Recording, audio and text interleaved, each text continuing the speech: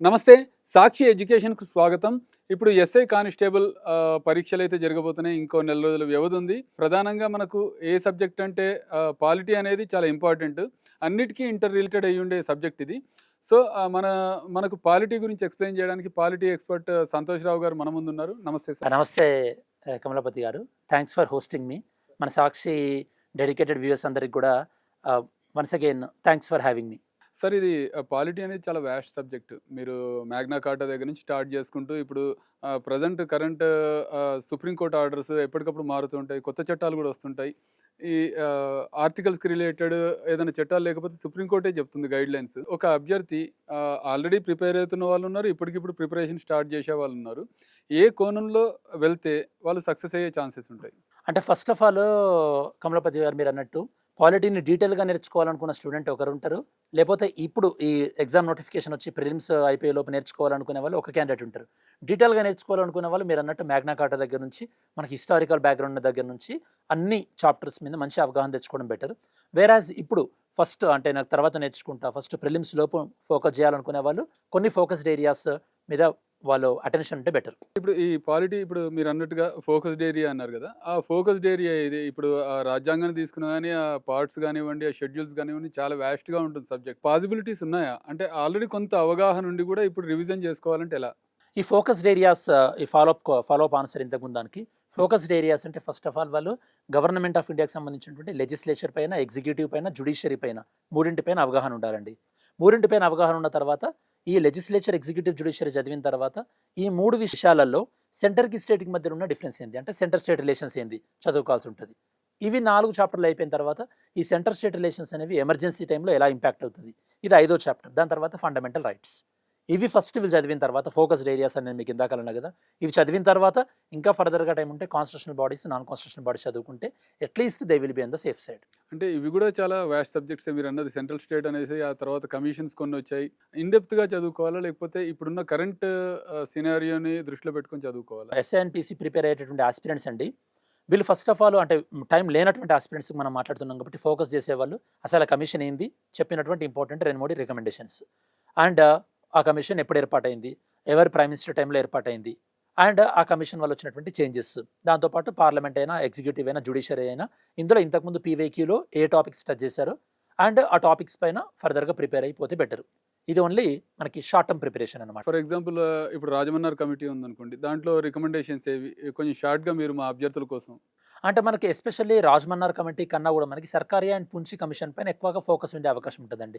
ఇప్పుడు మీరు సర్కారియా కమిషన్ తీసుకున్నారనుకోండి, అంటే మనం ఒక రాష్ట్రానికి గవర్నర్ అపాయింట్ చేసేటప్పుడు ఆ గవర్నర్ ఆ రాష్ట్రానికి చెందినటువంటి వ్యక్తి అయి ఉండకూడదు. అండ్ ఆ గవర్నర్గా ఎవరినైతే మనం నియమిస్తున్నామో అతను యాక్టివ్గా క్రియాశీల రాజకీయాల్లో ఉండకూడదు. అండ్ తను ఒక ఒక మంచి ఎక్స్పర్ట్ అయినటువంటి వ్యక్తి అయి ఉండాలి. ఇట్లాంటి రికమెండేషన్స్. అదే పుంచి కమిషన్ ఏం చెప్పింది, గవర్నర్ని సెంట్రల్ గవర్నమెంట్ తీసేసే అధికారం కాకుండా గవర్నర్ని రాష్ట్రాలే తొలగించే విధంగా ఉంటే బాగుంటుంది. ఇట్లాంటివి చెప్పిందనమాట. ఎస్పెషల్లీ చాలా ఇంపార్టెంట్. ఎందుకంటే ఇప్పుడు గవర్నర్‌ని తీసేయాలన్నా, అపాయింట్ చేయాలన్నా ప్రెసిడెంటే. రాష్ట్రాలకు ఎలాంటి అధికారం లేదు. కాకపోతే రాష్ట్రాలకు కూడా గవర్నర్‌ని తీసేసే అధికారం ఉండాలని చెప్పేసి చెప్పింది పూంచి కమిషన్. సో ఇట్లాంటి బ్రాడ్‌గా ఈ 4, 5 పాయింట్స్ చూసుకుంటే గనుక టాకిల్ చేయొచ్చు మనం. ప్రాక్టీస్‌తోని సాధ్యమవుతుందా? ఎంసీక్యూస్ చూసుకోవడం గానివ్వండి, పత్రికలు చూడడం గానివ్వండి. ఫస్ట్ ఆఫ్ ఆల్ అంటే ఇన్‌స్టంట్‌గా ప్రిపేర్ అయ్యే వాళ్ళకి పీవైక్యూస్ చూడాలండి ప్రాక్టీస్. ఇక మీరు అన్నట్టు ఆర్గానిక్‌గా కమలపతి గారు మీరు అన్నట్టు ఆర్గానికల్‌గా అంటే అన్ని చదువుతున్న వాళ్ళైతే గనక మన క్లాసెస్ విని ఒకసారి ప్రాక్టీస్ చేస్తే ఇది ఫర్ ఎవర్ అంటే ఎస్ఐ అయినా, పీసీ అయినా, గ్రూప్ 2 అయినా, గ్రూప్ 3 అయినా, గ్రూప్ 1 అయినా, యూపీఎస్సీ ప్రిలిమ్స్ అయినా కూడా యూజ్ అవుతుంది. సార్, ఇప్పుడు నేను అడిగే క్వెషన్ ఆర్గానిక్‌గా ఉన్నవాళ్ళు చాలా అడ్వాన్స్‌గా ఉంటారు. వాళ్ళు ప్రిపేర్ అవుతూనే ఉంటారు. ప్రాక్టీస్ చేస్తూనే ఉంటారు. ఇన్‌స్టంట్‌గా ఇప్పటికిప్పుడు కావాలన్న వాళ్ళ కోసం ఇంపార్టెంట్ సుప్రీం కోర్ట్ కేసులు మీరు కొన్ని చెప్తే గనక మా వ్యూవర్స్ కోసం. అంటే ఇంపార్టెంట్ సుప్రీం కోర్టులో ఫర్ ఎగ్జాంపుల్ ఇప్పుడు మనం బేరుబారి కేసు అండి, ఇది చాలా ఇంపార్టెంట్ కేసు. ఎందుకంటే ఇందులో మనకి మన ఇండియా ఏదైనా వేరే కంట్రీకి ల్యాండ్ ఇవ్వాలంటే కనుక టెరిటరీని లూజ్ అవుతుంటే కనుక కాన్స్టిట్యూషన్ అమెండ్మెంట్ తీసుకోవాలని చెప్పేసి బేరుబారి కేసు చెప్పింది. దాంతోపాటు మీరు గోరఖ్నాథ్ కేసు అనేది మనకి ఫండమెంటల్ రైట్స్ పాయింట్ ఆఫ్ వ్యూలో పార్లమెంట్కి ఉన్నటువంటి పవర్స్ గురించి గోరఖ్నాథ్ కేసు చెప్పింది. దెన్ కేశవానంద భారతి కేసు, ఇది మనకు తెలిసిందే ఆల్ టైమ్. ఎందుకంటే బేసిక్ స్ట్రక్చర్ని ఎలా ఆల్టర్ చేయొచ్చు ఏందని చెప్పేసి మన Kesavananda Bharati case. And Minerva Mills కేసులో అంటే ఫండమెంటల్ రైట్స్కి, డిపిఎస్పీకి మధ్యలో ఎలా బ్యాలెన్స్ అవుట్ చేయొచ్చు అని చెప్పేసి Minerva Mills case. Then PV Narasimha Rao versus CBI case. ఇందులో మనకి ఎంపీలకు లెజిస్లేటర్కి ఉండేటటువంటి ప్రొటెక్షన్స్ ఏంటి, వాళ్ళకు వీళ్ళ కరప్షన్ డబ్బులు తీసుకున్నట్టయితే కనుక వాళ్ళకు ప్రొటెక్షన్ ఉంటుందా లేదా, అండ్ పివి నరసింహారావు వర్సెస్ అంటే స్టేట్ వర్సెస్ సిబిఐ దాని కేసుకి రిలేటెడ్ రీసెంట్గా Sita Soren versus union of India, అందులో ఈ పివి నరసింహారావు జడ్జిమెంట్కి సంబంధించింది ఎక్స్టెన్షన్ అనమాట. ఆ జడ్జిమెంట్ అయితే కానీ దెన్ ఇంకా ఇవి కాకుండా మనకి LIC versus union of India అని చెప్పేసి అండ్ మనకి so Kedarnath case. Okay, so ఇట్లా మనకు కొన్ని జడ్జిమెంట్స్ ఉన్నాయి. అండ్ మేనకా గాంధీ కేసులో మనకి ఆర్టికల్ 21 గురించి కానీ ఆర్టికల్ 19 గురించి కానీ, సో ఇట్లాంటి కేసెస్ మనకి మెయిన్గా ఇవి మనకి ఇంపార్టెంట్ జడ్జిమెంట్స్ అని చెప్పొచ్చు. ఈ మేనకా గాంధీ రిలేటెడ్ రీసెంట్గా సేమ్ కేసు మహబూబా ముఫ్తీ వాళ్ళ మదర్ది కూడా.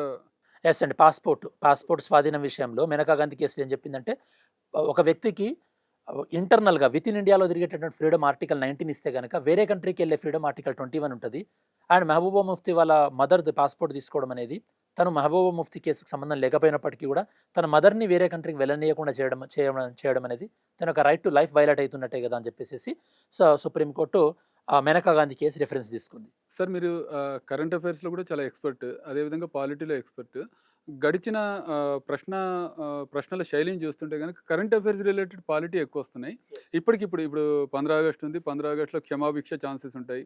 అలాంటి కరెంట్ అఫైర్స్ రిలేటెడ్ కొన్ని పాయింట్స్ మా వ్యూవర్స్ కోసం చెప్తారా?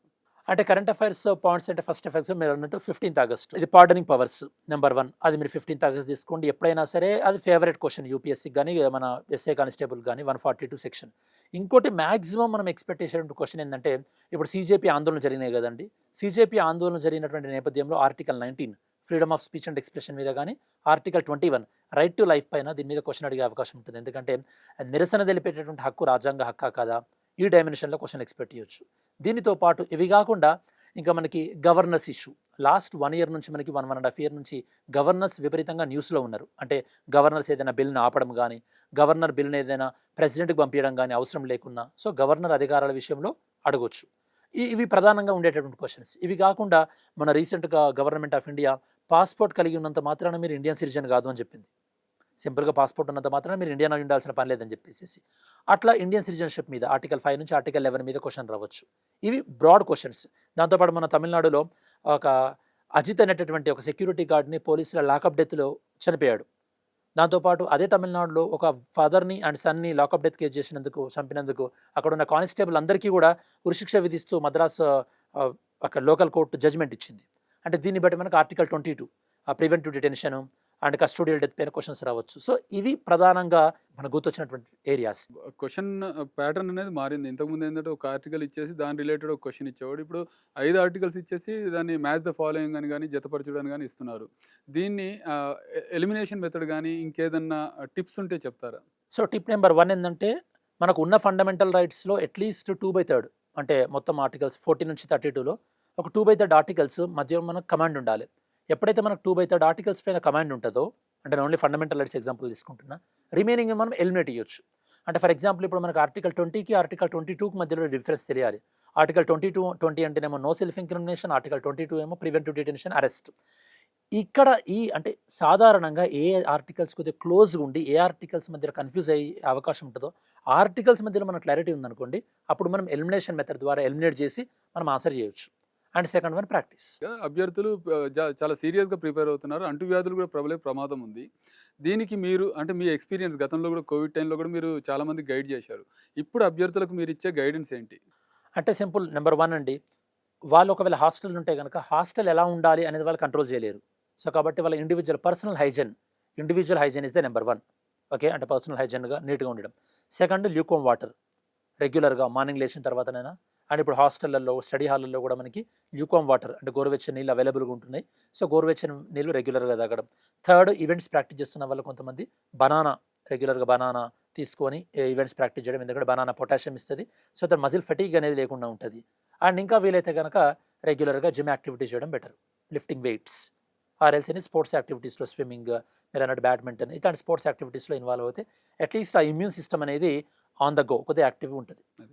అదే మొత్తానికి ఆ పాలిటీని ఎలా చదవాలి, ఎలా చదివితే సక్సెస్ అయ్యే ఛాన్స్ ఉంది, ర్యాపిడ్ రివిజన్ స్పీడ్గా చేసేవాళ్ళు ఎలా ఉంటారు, ఆర్గానిక్గా చదివే వాళ్ళు ఎలా చదవాలి, అదేవిధంగా రేపు ఎగ్జామ్ అనగా ఇవాళ సిక్ అయ్యే వాళ్ళు కూడా చాలామంది ఉంటారు. అలా సిక్ కాకుండా తీసుకోవాల్సిన జాగ్రత్తలు కూడా చాలా చక్కగా వివరించారు sir. Thank you sir. Thank you Kamlapati గారు. అండ్ సాక్షి వ్యూవర్స్ కానీ ఆడియన్స్ కానీ మీరు కూడా మీకు ఇంకేమైనా ఏరియాస్ పైన క్లారిటీ కావాలనుకున్నా కూడా మీరు ఇన్పుట్స్ ఇవ్వండి. Definitely we will do podcast on those topics so that మీతో పాటు అందరికీ కూడా హెల్ప్ఫుల్ అవుతుంది.